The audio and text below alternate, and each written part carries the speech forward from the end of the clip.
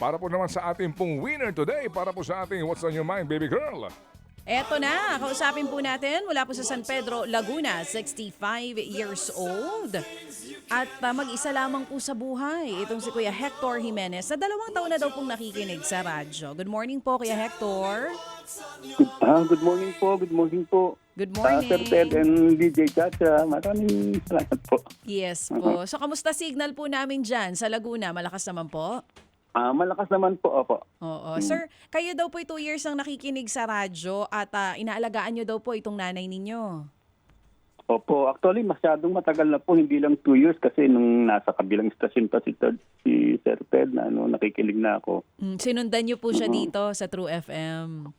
Opo, Oo. At pati sa 92 point. from 92.3 ngayon nandito na nga rin po tayo sa Oo nga. 105.9. So hindi lang Opo. 2 years. Simula paglipat namin dito, nakatutok na po kayo. Opo. Sige po. Sir, wala po kayong trabaho sa ngayon dahil po ba ito sa pag-aalaga ninyo kay nanay? Dahil po sa pag-aalaga ko sa nanay ko, tsaka dahil din po sa pagkakasakit ko kasi na inatake din po ako ngayon, nag-angioplasty hanggang nagkaroon na ako ng heart failure po ngayon. Opo, pero Ang nanay ko naman is magkasunod kami, siya naman na stroke hanggang ngayon bedridden na 85 years old. oo, pero tay, paano nyo po, o kuya Hector, paano nyo po nagagawa yung pag-aalaga kung ganong nagkasakit din po kayo? Pareho kayo ni nanay. Yun nga po ang yung mga doktor na pinagbabawal sa akin na ma-stress ng ganito, pero wala pong magawa kasi hindi ko po talaga maiasa sa ibang kapatid ko na malayo naman sa akin. May kanya-kanyang pamilya, tsaka alam ko hindi rin kaya ng katawan nila eh. Sino po ang nagbibigay ng pangkain nyo ni nanay kung wala po kayong trabaho?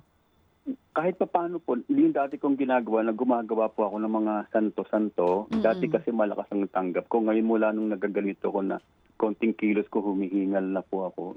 Kung nakakatanggap pa rin naman ako ng paisa-isa na yung pang-tapat lang sa pagkain namin.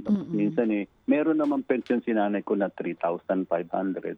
Yung po na pagkakasya namin. Plus yung mga maintenance namin dalawa sa akin, kung kukumpitin po yung gamot na iniinom ko, para sa akin lang is nasa 800 pesos araw-araw. Yung sa nanay ko, nasa 500. Kung saan po ako lumalapit sa sa gobyerno, sa mayor, sa governor namin, DSWD, minsan walang gamot na kaya pag wala nga pong gamot na mainom, kinakabahan ako, natatakot ako, parang nararamdaman ko. Ano po trabaho ni mama nyo nung malakas pa siya? Hindi po siya nakapagtrabaho. 85 years old na siya ngayon. Sa bahay lang po siya So, dati kasi maganda pa rin yung kita ko pa kasi noon eh. saan ang gagaling yung kanyang pensyon? Sa tatay ko po nung namatay na. Surviving spouse pension. Survivor. Opo, Okay. survivor. Ano pong trabaho ni papa nyo dati? Nasa GE appliances, GE Electronics po. Okay. And, GE. opo. Ilang kayo magkapatid? 6 po. Pang ilan po kayo, Hector? Ako po yung panganay. Yung iba may kanya-kanyang pamilya na po lahat. Hindi naman maganda yung lagay ng buhay nila. Kaya hindi ko rin sila mahingian ng kung makapagbigay man, diaper lang. Pero sa mga gamot wala, hindi nila kayang po. Nakapag-aral ka ba, Kuya Hector? Opo, nakapag-aral po ako hanggang second year college po. Engineering po ako. Okay. Yung mga kapatid mo nakapag-aral din? Yung bunso po is teacher. Pero ang baba naman sweldo niya ngayon, 8,000 lang. Nasa private kasi na may pamilya din. Hindi ko rin po sila matakbuhan kasi yung asawa niya ganun din. May sakit din sa puso. 8,000 ang sweldo. Teachers ang eskwelahan yan. Dito po sa San Pedro din po na Ba't di siya lumipat sa public school?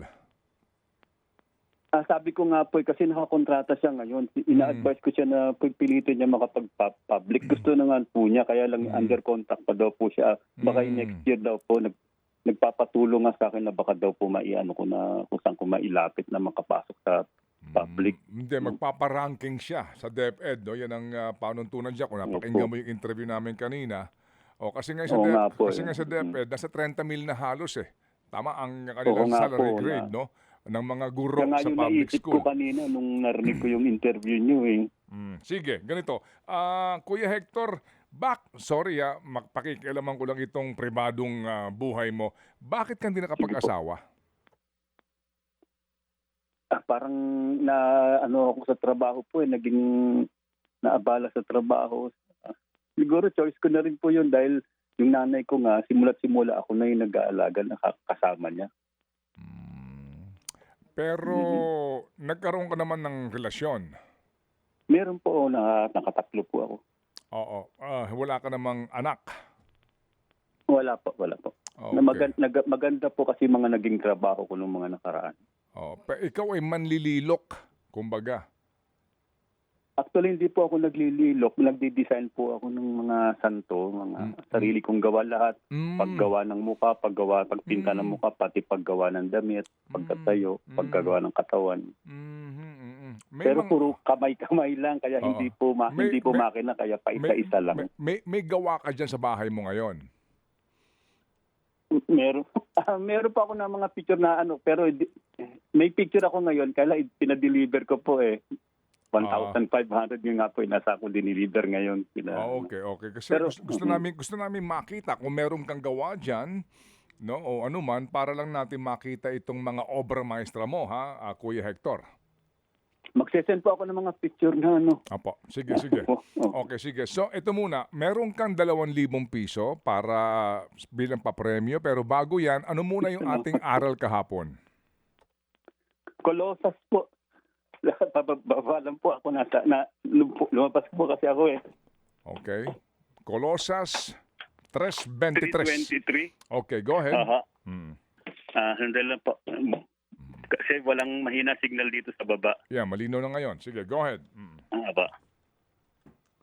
Colossus 3:23. Ano man ang inyong ginagawa, gawin ninyo ng buong puso na parang sa Panginoon.